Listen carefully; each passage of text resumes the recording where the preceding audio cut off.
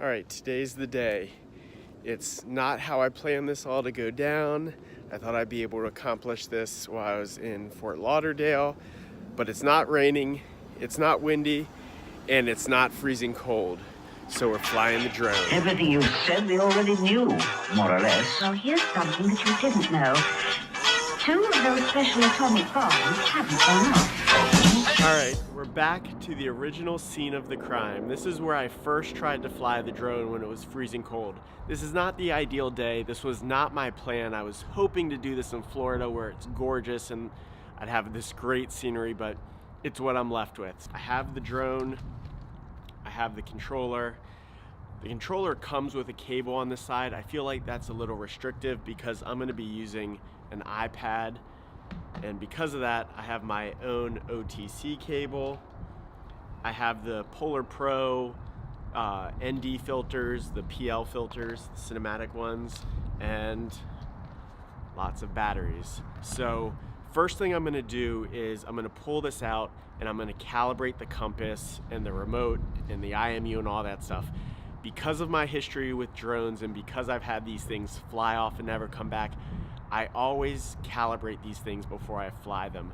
Unless it's a spot I flew it previous, and last time it was in the same location, then I won't do that. But in this case, we're gonna calibrate it. I'm gonna throw an ND filter on and hopefully get this thing in the air finally. So give me a second to get this all set up. Now, something I like to do before I connect the device to the controller is I've read online that people have issues when they try to pair the controller to the drone, and I think that's because they connect the device to the controller, so the two devices fight to connect to the drone. I turn on the remote and the drone first and wait till I get a green light here. Once I have that, then I go ahead and connect the device to the remote.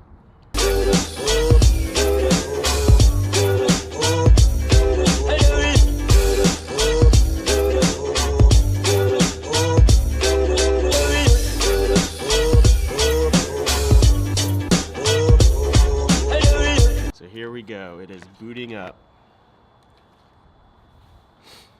And it's not overly bright, so I'm just gonna throw the lowest ND filter on there, whatever it is, a 16, an 8, and a 4.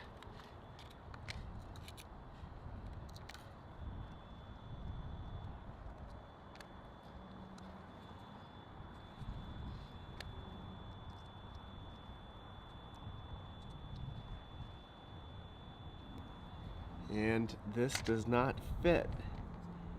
What's the deal with that? The ND filter does not fit. That's super frustrating.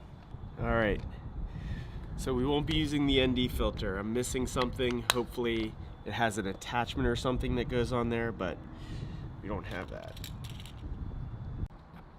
All right, it looks like we're good to go. So we're gonna capture some footage here and get this thing going. Finally, this is taking forever. I'm not gonna lie, it's a little bit cool out here. It's probably like 43, 44, but it feels like it's in its 30s. Hopefully the battery does all right. It's only at 80%, but we got 2 more. So let's get this thing going. Look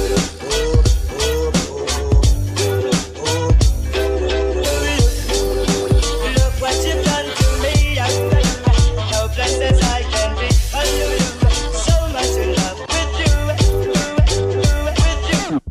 I know there's another. Guess as much for you, but I hope. The obstacle avoidance is really good. I've gone around a couple trees and you just hold forward and this kind of flies around them. See if it's gonna do it around this post here. I'll be damned. It did it. It flew right around that post. That is absolutely amazing. Hold on, let me show you what this looks like.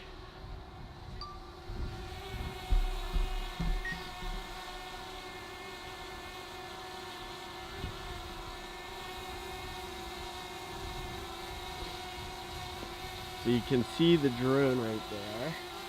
Let's back up. Go back.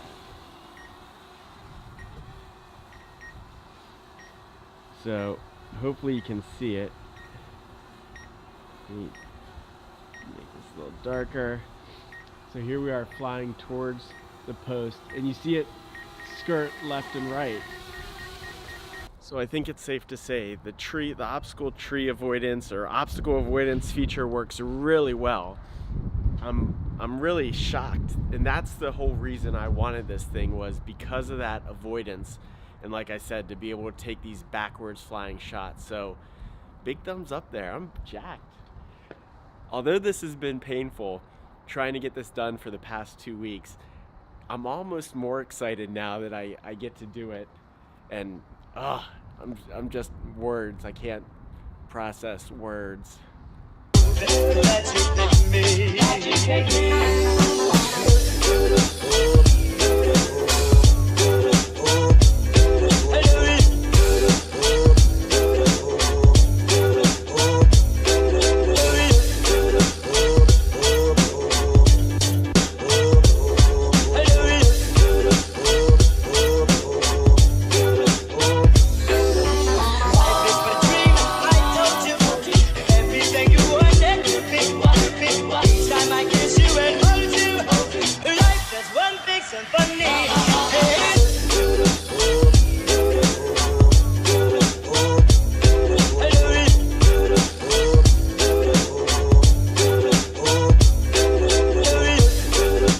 It's time to land this thing. I will tell you, this is everything I've wanted out of a drone.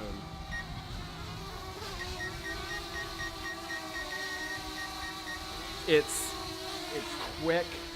The battery life is good. I mean, the times I have flown the Mavic Pro Platinum, the battery life, it takes forever, and that's not a complaint at all. I mean, who's gonna say my cell phone battery lasts too long and the drone battery lasts too long? But this is, to me, just the right amount of time. I can get it up, I can fly around, I can grab some shots, and then I can land it, and I have some great footage. It's long enough for being as compact as it is. I mean, in my mind, this drone's used to throw in your bag, always have with you when you need it, get up, get a couple shots, and get down. If you really wanted these long shots, then yes, this isn't the right drone for you. But for me, this thing is absolutely phenomenal. When you put it into sport mode,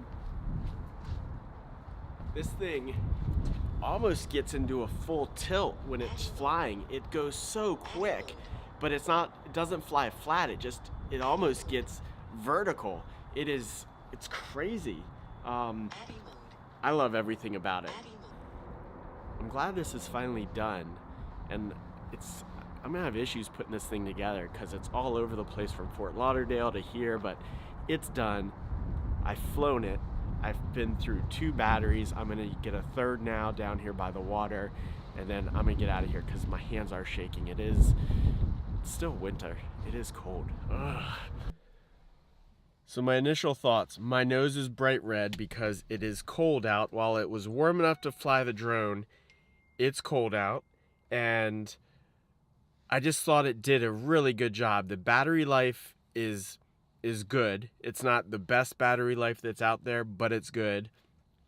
It was windy out. I'm trying to find out how windy exactly it was, but it's windy out. It handled really well in the wind, and the images weren't shaky at all because of that 3-axis gimbal. The pictures were great.